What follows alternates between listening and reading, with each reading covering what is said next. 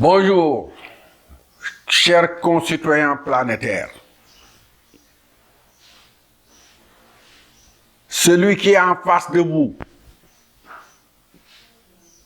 un noir, d'abord, de l'Afrique colonisée, de l'Afrique exploitée, est en train de vous entretenir de l'avenir de la race humaine. Il est certes vrai que le monde est tellement avancé dans la société de consommation et qu'il est en train de subir les conséquences, mais quand la nation humaine est menacée, la nature peut sortir toujours des cas d'espèce pour avertir ou redresser ou enseigner ce qu'il faut faire. Nous allons entreprendre par une chaîne appelée le réveil du monde noir la perspective de sortir tout le savoir depuis le début de l'humanité jusqu'à nos jours, en reculant,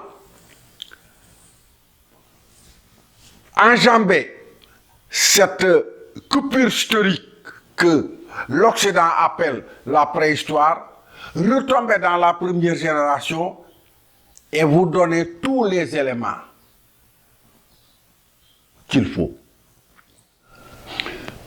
Mais parler de coupure historique ou de génération peut ne pas être clair dans la tête de l'homme du XXIe siècle. Je vais vous faire un schéma. Par exemple,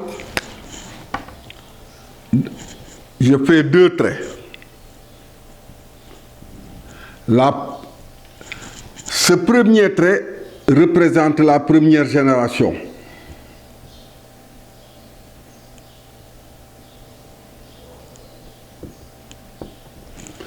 Celui-là représente la deuxième génération.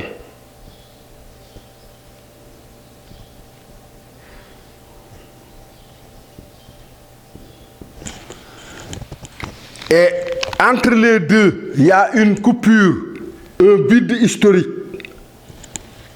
C'est ce vide historique-là, en rouge, que l'Occident appelle la préhistoire, avant leur histoire donc. Mais avant leur histoire, il y avait une autre histoire. Et que celui-là est parti de Adam à Pharaon, c'est-à-dire en Égypte pharaonique. Celui-là commence par Jésus jusqu'à nos jours. Et la science actuelle nous dit que celui-là a duré 120 000 ans. Celui-là n'a encore duré que 2000 ans. Et sur les 2000 ans, il faut voir que l'Occident a pris en main, par exemple, la direction de cette humanité il n'y a que 5 ou 7 ou 7 siècles. Donc, la grande différence qu'il y a maintenant entre les deux générations, c'est que celui-là que nous vivons utilise un alphabet à une dimension. C'est-à-dire A, B, C, D, E. C'est-à-dire, vous prenez cet alphabet-là. On l'utilise comme ça, A, B, C, D, E. C'est-à-dire, il n'y a pas une autre dimension. Les premiers, par l'alphabet qu'ils avaient caché en Phénicie, avaient un alphabet qu'on appelle Alif, Ba, Jim, Dal. Mais cet alphabet-là a 3 dimensions. C'est-à-dire, cette dimension-là, c'est la dimension graphique, comme celui que possède l'Occident, mais ils ont une dimension numérique, donc qu'on appelle Alif. Par exemple, quand ça c'est une convention humaine, Quand on te dit ce trait-là, qu'est-ce que c'est? Vous dites que c'est un alif. Celui-là, on te dit le point, on te dit c'est baoun. Celui-là, c'est jimun. Celui-là, c'est daloun. Donc, il y a une dimension graphique et une dimension phonique. Maintenant, il reste la dimension numérique. C'est-à-dire, quand vous dites celui-là, qu'est-ce que c'est? Vous dites c'est un. En arabe, on dit ahad. En arabe, le 2 te dit isnani. Isnani. Le 3 te dit salasa. Le 4 te dit arba'a. Donc vous voyez par exemple, notre génération n'utilise qu'une dimension du langage. La première génération utilisait 3 dimensions du langage. Donc on peut comparer la première génération à la deuxième génération à la Terre, la planète où nous sommes, composée de l'eau et la terre. L'eau fait 3 fois la superficie de la terre. Donc ici, on va mettre terre. Ici, on va mettre eau. Et ici, 1 et ici 3. Dans la même perspective, donc, que la première dimension représente la terre, c'est pourquoi cette civilisation est une civilisation matérielle. Et cette civilisation, la première génération qui prend 3 dimensions, est une civilisation spirituelle. Il ne marche pas avec la terre, il marche par exemple au niveau de l'eau qui représente le spirituel, qui est en même temps matériel et non matériel, c'est très concret. Vous ne pouvez pas emmagasiner l'eau dans ta main. Mais vous le touchez, ça vous mouille. Donc, il est réel, mais tout en étant... tu ne peux pas l'emprisonner. Donc, c'est la raison pour laquelle je vous ai dit que la coupure stérique qui sépare les 2 générations, tant que vous ne pouvez pas faire un pas, un saut de la première à la deuxième génération, vous ne pouvez pas ressusciter en ce moment le savoir des anciens. Or, comme on le dit, notre savoir-là ne constitue donc que 1/4 de l'ensemble. C'est la raison pour laquelle aussi toutes les découvertes de l'Occident ne peuvent pas dépasser 25%, c'est-à-dire 1/4 de l'énergie fournie. Aussi vous montrer que on n'arrête pas la mer avec ses bras. Malgré l'apparence de ce qui est en train de passer en Afrique, où on nous prend comme des bêtes qu'on essaie de parquer, l'Afrique est en train de se réveiller parce que le programme d'hibernation est arrivé à sa limite. Et que nous sommes entrés dans le 21e siècle où André Malraux disait qu'il sera spirituel ou ne sera pas. Il sera spirituel parce qu'on est arrivé à la limite de l'indécence humaine. Dans le monde actuel où l'ennemi principal du système qui est en train de vouloir animaliser l'homme n'a qu'un seul ennemi, un seul adversaire, la religion.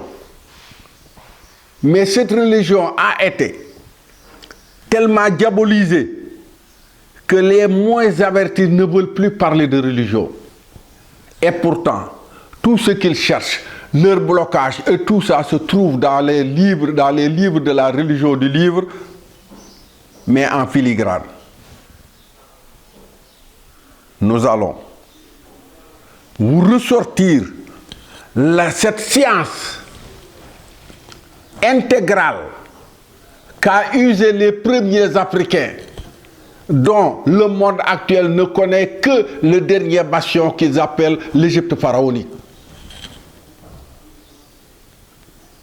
nous allons donc sortir de cette religion, le savoir qui y est, et redresser les blocages qui animent actuellement la civilisation occidentale. Chers concitoyens planétaires, combien de fois des personnes d'obédiences différentes ont déclaré qu'ils ont décodé le message des livres de la religion?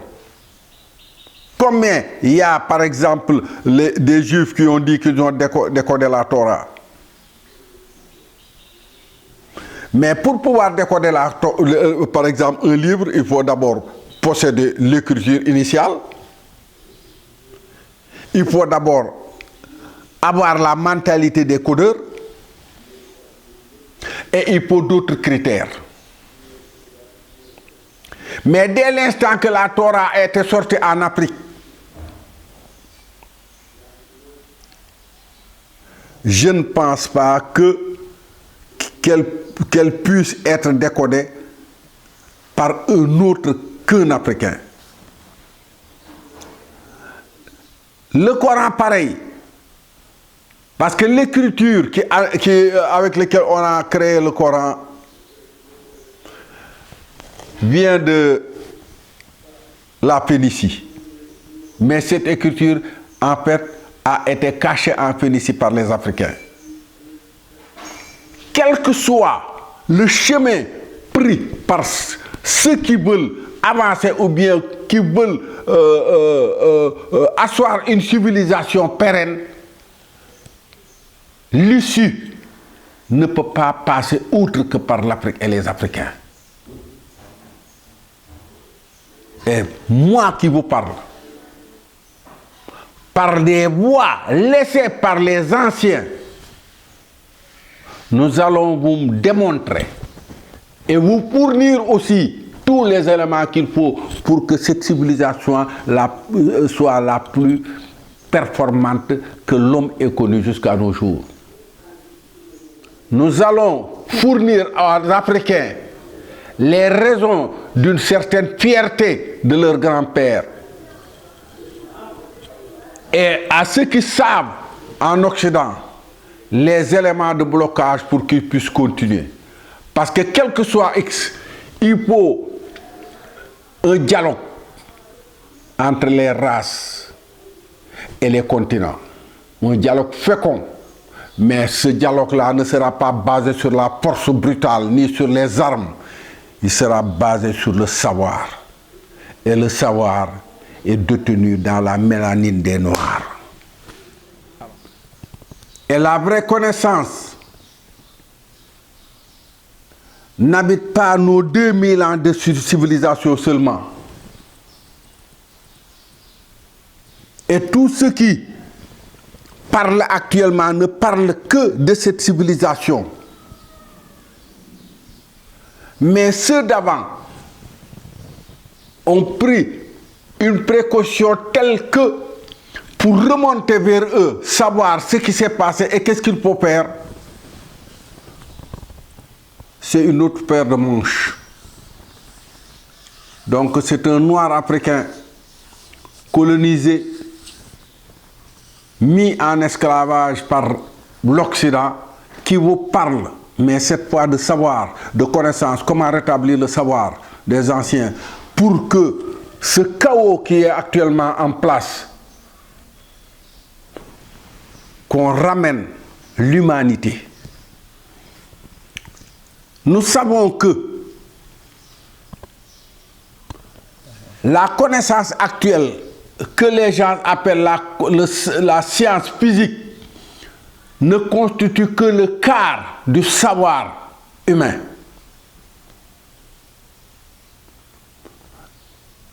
Nous allons essayer, par une longue série, vous expliquer ce qui s'est passé, comment les Africains ont caché leur savoir, comment ils l'ont programmé, comment ils se sont mis en hibernation et quand il faut se lever. Donc,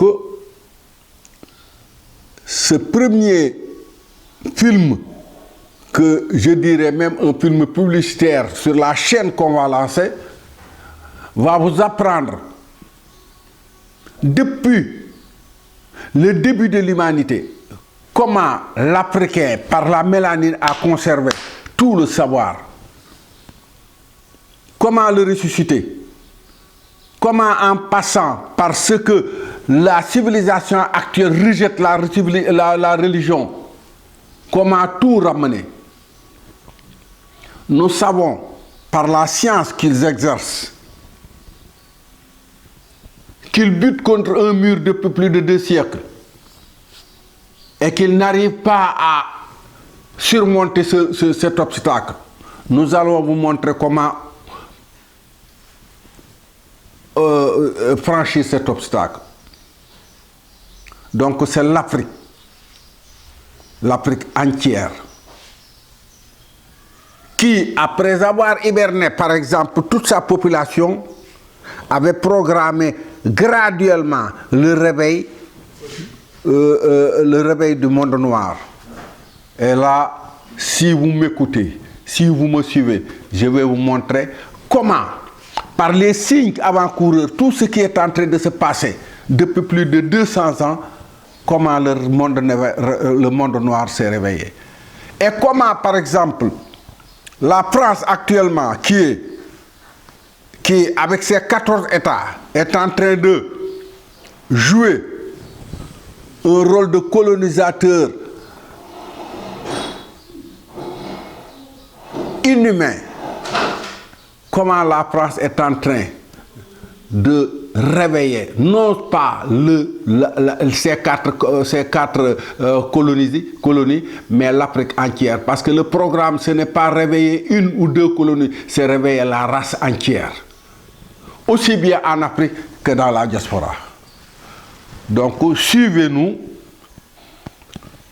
En principe, tous les lundis, à partir du 1er janvier, et nous vous entretiendrons de tout le processus depuis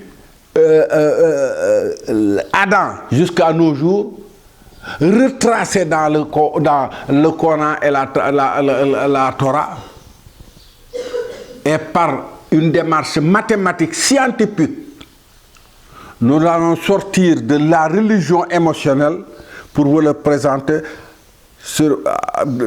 dans une phase rationnelle. Donc, nous voulons amener cette religion à sa dimension pratiquement cartésienne de compréhension, afin de pouvoir plonger dans l'ésotérisme qui va propulser l'homme vers les autres planètes. À bientôt.